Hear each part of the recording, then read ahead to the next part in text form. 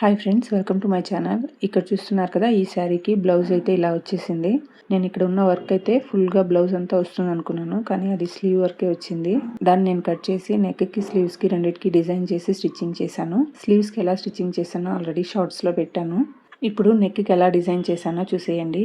ఒకవేళ మీరు ఇలా బ్లౌజ్లో నుంచి క్లాత్ని కట్ చేసి స్టిచ్చింగ్ చేసుకోవాలనుకుంటే ఈ క్లాత్ అనేది సరిపోతుందో లేదో అని చెక్ చేసుకొని స్టిచ్చింగ్ చేసుకోండి. నాకైతే నేను ఇక్కడ కట్ చేసి స్టిచ్చింగ్ చేసిన తర్వాత ఫ్రంట్ సైడ్ క్లాత్ కొద్దిగా తక్కువ వచ్చింది, జాయింట్ చేసి స్టిచ్చింగ్ చేసుకున్నాను.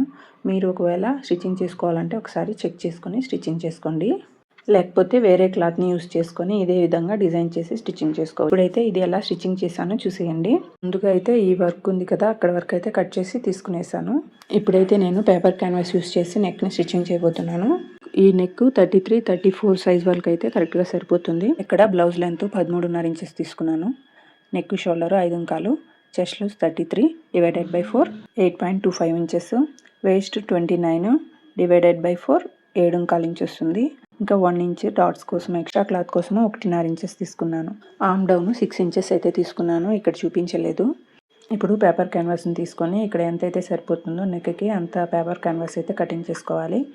ఇలా బ్లౌజ్ మీద ప్లేస్ చేసుకున్నామంటే మనకి ఎంత కావాలో అంత తెలుస్తుంది. ఇక్కడ నెక్ లెంత్ 9.5 ఇంచెస్, నేను ఇక్కడ 3 ఇంచెస్ ఎక్స్ట్రా తీసుకుంటున్నాను క్యాన్వాస్ లెంత్ కోసము. ఇక్కడ దానికి ఈక్వల్గా కట్ చేసుకోవాలి క్యాన్వాస్ని. ఇక్కడ చూపించిన విధంగా కట్ చేసుకుని పై వైపు ఈక్వల్గా ఉండే విధంగా ఇలా ఎల్ స్కేల్ తీసుకుని స్ట్రైట్గా లైన్ వేసుకొని ఈక్వల్గా ఉండే విధంగా కట్ చేసుకోవాలి. ఇప్పుడు క్యాన్వాస్ని ఇలా పెట్టుకుని ఇక్కడ నెక్ 2.5 ఇంచ్ తీసుకుంటున్నాను. Neck length 9.5 inch. ఇలా 9.5 ఇంచెస్కి మార్కింగ్ చేసుకొని అక్కడి నుంచి 3 ఇంచెస్కి మార్కింగ్ చేసుకుంటున్నాను నెక్ డీప్ కోసము. ఇలా మార్కింగ్ చేసుకొని ఇక్కడ బాక్స్ లాగా డ్రా చేసుకోవాలి. పై వైపు ఎక్స్ట్రా ఖర్చుల కోసము 1/2 ఇంచ్ వదిలి ఒక లైన్ వేసుకోవాలి. ఇప్పుడు ఇక్కడ రౌండ్ షేప్ని డ్రా చేసుకుంటున్నాను. ఇలాంటి కర్వ్ స్కేల్ ఉంటే మనం రౌండ్ షేప్ ఈజీగా డ్రా చేసుకోవచ్చు. ఇప్పుడు నెక్ చుట్టూ 1.5 ఇంచ్ ఉండే విధంగా మార్కింగ్ చేసుకొని రౌండ్ షేప్ని డ్రా చేసుకోవాలి ఇక్కడ చూపించిన విధంగా. ఇప్పుడు అవుట్ సైడ్ లైన్ వేసాను కదా, అక్కడి నుంచి 1/4 ఇంచ్కి మార్కింగ్ చేసుకొని చుట్టూ కూడా మార్కింగ్ చేసుకోండి. నేను ఇక్కడ 1/2 ఇంచ్ తీసుకున్నాను. 1/4 ఇంచ్ తీసుకుంటే కట్ వర్క్ అనేది బాగొస్తుంది. ఇది స్టిచ్చింగ్ చేసిన తర్వాత నాకు అర్థమైంది. 1/4 ఇంచ్ అయితే తీసుకోండి. ఇక్కడ నేనైతే 1/2 ఇంచ్ తీసుకొని ఇలా రౌండ్ షేప్ డ్రా చేసుకునేసాను. తర్వాత ఏదైనా రౌండ్ షేప్లో ఉండే వాటర్ బాటిల్ క్యాప్ ఉంటుంది కదా, దాన్ని తీసుకోండి. ఎంత కట్ వర్క్ అయితే కావాలో అంత అయితే తీసుకోండి. ఇక్కడ నేను ఇలాంటి మూత అయితే ఒకటి తీసుకొని చుట్టూ కూడా ఇలా డ్రా చేసుకుంటున్నాను. ఇక్కడ ఒకసారి చూడండి, ఇలా చుట్టూ కూడా కట్ వర్క్ని డ్రా చేసుకున్నాను. ఇప్పుడు క్యాన్వాస్కి పై వైపున కార్నర్లో ఇలా కట్ పెట్టుకోవాలి. తర్వాత నెక్ కట్ చేసే ముందు out side cut work draw చేశాను కదా, దాన్ని అయితే ముందు కట్ చేసుకుంటున్నాను. ఇక్కడ చూపించిన విధంగా కట్ చేసుకోవాలి. ఇప్పుడు నెక్ని కట్ చేసుకోవాలి రౌండ్గా. పై వైపు డ్రా చేసిన 1/2 ఇంచ్ని అలానే వదిలి ఇలా కట్ చేసుకోవాలి. ఇప్పుడు బ్లౌజ్ నుంచి సపరేట్ చేసిన వర్క్ క్లాత్ని తీసుకొని నెక్ని కట్ చేసుకోవాలి. ఇక్కడ చూపించిన విధంగా క్యాన్వాస్ని ఈ విధంగా ప్లేస్ చేసుకొని నెక్ ఎంతవరకు అయితే సరిపోతుందో అంతవరకు అయితే ఈ క్లాత్ని కట్ చేసుకోవాలి. ఇక్కడ నాకు ఆ వర్క్ అనేది నెక్కి పూర్తిగా కూడా సరిపోలేదు, ఒకవైపు తక్కువగా ఉంది చూసారంటే. దాన్ని నేను అదే క్లాత్లోనే కట్ చేసి అడ్జస్ట్ చేసి స్టిచ్చింగ్ చేశాను. ఇక్కడ నెక్ లెంత్ 9.5 ఇంచెస్ ఉంది కదా, దానికంటే 1 ఇంచ్ పై వరకు మార్కింగ్ చేసుకుని ఇలా స్ట్రైట్గా లైన్ వేసుకొని ఇలా కట్ చేసి ఇలా అడ్డంగా కట్ చేసుకున్నాను. ఎల్ షేప్లో కట్ చేసి సపరేట్గా వచ్చింది కదా, ఆ క్లాత్ని ఇలా కొద్దిగా జరుపుకొని ఇప్పుడు నెక్ని ఇలా ప్లేస్ చేసుకొని సరిపోయిందో లేదో చెక్ చేసుకొని ఇప్పుడైతే ఈ విధంగా స్టిచ్చింగ్ చేశాను.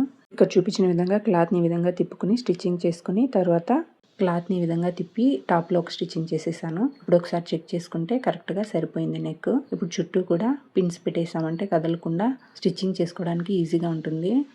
ఇప్పుడు ఇక్కడ డ్రా చేస్తున్నాను కదా, ఒక 1/2 ఇంచ్ గ్యాప్తో నెక్ చుట్టూ కూడా స్టిచ్చింగ్ చేసుకోవాలి. ఇక్కడ క్యాన్వాస్ని ప్లేస్ చేసుకునేటప్పుడు గమ్ ఉంటుంది, ఒక సైడు మెరిసినట్లుగా ఉంటుంది.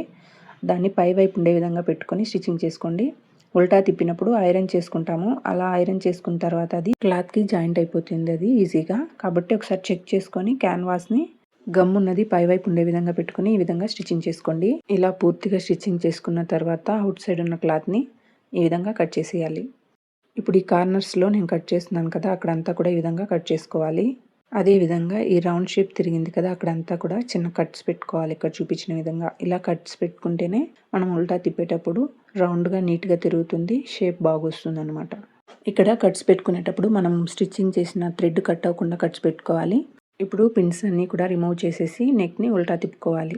ఇలా ఉల్టా తిప్పుకునేటప్పుడు క్యాన్వాస్ని లాగకూడదు, లాగామంటే నెక్కి రౌండ్ షేప్ కట్ చేసాం కదా, అది కొద్దిగా మారిపోతుంది. కొద్దిగా లాగకుండా ఈ విధంగా అయితే ఉల్టా తిప్పుకోండి. ఇలా నీట్గా తిప్పుకున్న తర్వాత ఒకసారి నీట్గా ఐరన్ చేసుకోండి. ఐరన్ చేసుకున్నామంటే క్యాన్వాస్ క్లాత్కి జాయింట్ అయిపోతుంది. ఇప్పుడు ఇక్కడ చూపిస్తున్నాను కదా, ఈ ఎడ్జ్లో స్టిచ్చింగ్ చేసుకోవాలి. ఇక్కడ నేను కదిలిపోకుండా ఉండడం కోసము క్యాన్వాస్ ఇలా స్టిచ్చింగ్ చేసుకుంటున్నాను. ఎడ్జ్లో ఐరన్ చేసిన తర్వాత జాయింట్ అవుతుంది, కానీ నేను ఒకసారి స్టిచ్చింగ్ చేసుకుంటున్నాను. ఇలా స్టిచ్చింగ్ చేసుకోవడం వల్ల బ్లౌజ్ పైన పెట్టి స్టిచ్చింగ్ చేసుకునేటప్పుడు కదిలిపోకుండా ఉంటుంది. అందుకని ఇలా స్టిచ్చింగ్ చేస్తున్నాను. ఇప్పుడు పైన క్యాన్వాస్కి ఈక్వల్గా క్లాత్ని కట్ చేసేయాలి. ఇప్పుడు బ్లౌజ్కి బ్యాక్ పార్ట్ని తీసుకొని ఇక్కడ లైనింగ్ని జాయిన్ చేసేసాను. ఇప్పుడు క్లాత్ని ఇక్కడ చూపించిన విధంగా ఫోల్డింగ్ చేసుకొని మిడిల్లో విధంగా కట్ పెట్టుకోవాలి. ఇప్పుడు ఈ క్లాత్ని లైనింగ్ ఉండేది పై వైపు ఉండే విధంగా పెట్టుకోవాలి. మెయిన్ క్లాత్ కింది వైపు ఉండే విధంగా పెట్టుకోవాలి. అలానే మనం రెడీ చేసుకున్న నెక్ని తీసుకొని క్యాన్వాస్ పై వైపు ఉండే విధంగా పెట్టుకొని 2 కట్స్ ఈక్వల్గా ఉండే విధంగా ఈ విధంగా పెట్టుకొని అక్కడక్కడ ఈ విధంగా కదలకుండా పిన్స్ పెట్టుకునేసేయాలి. ఇప్పుడు ఇక్కడ చూపిస్తున్నాను కదా, పేపర్ క్యాన్వాస్కి ఎడ్జ్లో స్టిచ్చింగ్ చేసుకోవాలి. నెక్ చుట్టూ కూడా ఎడ్జ్లో స్టిచ్చింగ్ చేసుకోవాలి. ఇప్పుడు ఇక్కడ స్టిచ్చింగ్ చేసుకున్న తర్వాత పిన్స్ అన్నీ కూడా రిమూవ్ చేసేసి ఇప్పుడు ఇక్కడ డ్రా చేస్తున్నాను కదా, 1/4 ఇంచ్ లోపల వైపుకు స్టిచ్చింగ్ చేసింది ఎడ్జ్లో స్టిచ్చింగ్ చేశాను. 1/4 ఇంచ్ లోపల వైపుకు మార్కింగ్ చేసుకున్న విధంగా కటింగ్ చేసుకోవాలి. ఇప్పుడు ఈ రౌండ్ షేప్ తిరిగిన చోట్ల ఈ విధంగా థ్రెడ్ కట్ అవ్వకుండా కట్స్ పెట్టుకోవాలి. ఇప్పుడు ఈ నెక్ని కింది వైపుకు టర్న్ చేసుకోవాలి. ఇలా నీట్గా టర్న్ చేసుకున్న తర్వాత ఎడ్జ్లో స్టిచ్చింగ్ చేసుకోవాలి. ఇలా పూర్తిగా స్టిచ్చింగ్ చేసుకున్న తర్వాత క్లాత్ని తిప్పుకున్నామంటే క్యాన్వాస్ మిడిల్లోకి వెళ్ళిపోతుంది. డిజైన్ అనేది పై వైపు వచ్చేస్తుంది. అవుట్ సైడ్ కట్ వర్క్ ఉంది కదా, అది ఎలా ఉందో అలా స్టిచ్చింగ్ చేసుకోవాలి. ఇక్కడ నేను కట్ వర్క్ కటింగ్ చేసుకుని స్టిచ్చింగ్ చేశాను కదా, మీకు కావాలంటే వేరే డిజైన్ అవుట్ సైడ్ డ్రా చేసుకొని ఇదే విధంగా పేపర్ క్యాన్వాస్ యూస్ చేసుకొని కట్ చేసి స్టిచ్చింగ్ చేసుకున్నారంటే ఏ డిజైన్ అయినా ఫినిషింగ్ బాగా వస్తుంది. నెక్కి ఇలాంటి ప్యాచ్ వర్క్ స్టిచ్చింగ్ చేసుకునేటప్పుడు పేపర్ క్యాన్వాస్ యూస్ చేస్తేనే బాగొస్తుంది నెక్ డిజైన్ అనేది. ఇలా నెక్ అంతా స్టిచ్చింగ్ చేసుకున్న తర్వాత ఫైనల్లో డాట్స్, బ్యాక్ సైడ్ డాట్స్ వేస్తాం కదా, అవి స్టిచ్చింగ్ చేసుకోవాలి. ఈ బ్లౌజ్కి నేను స్లీవ్స్ పైన కొద్దిగా పఫ్ వస్తుంది కదా, స్లీవ్స్కి అలాంటి స్లీవ్స్ అయితే కట్ చేసి స్టిచ్చింగ్ చేశాను. దాన్ని నేను షార్ట్స్లో అప్లోడ్ చేశాను. ఎవరికైనా కావాలంటే ఒకసారి వెళ్ళి చెక్ చేయండి. స్లీవ్స్కి బార్డర్ లాగా ఎక్స్ట్రా ఉన్న వర్క్ క్లాత్ని యూస్ చేసి స్టిచ్చింగ్ చేశాను.